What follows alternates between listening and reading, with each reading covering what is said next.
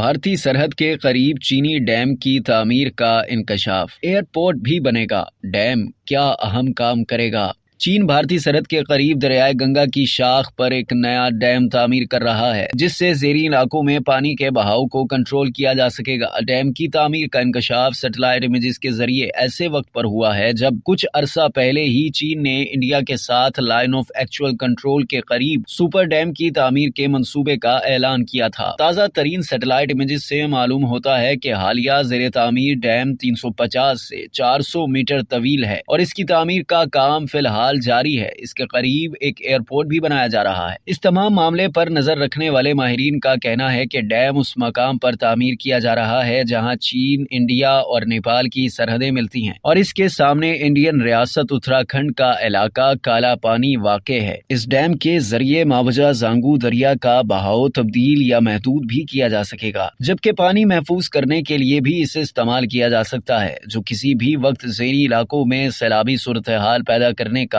سبب بھی بن سکتا ہے۔ اب تک کے لیے اتنا ہی۔ مزید جاننے کے لیے سبسکرائب کیجیے ڈیلی جنگ یوٹیوب چینل اور لائک کیجیے ڈیلی جنگ فیس بک پیج۔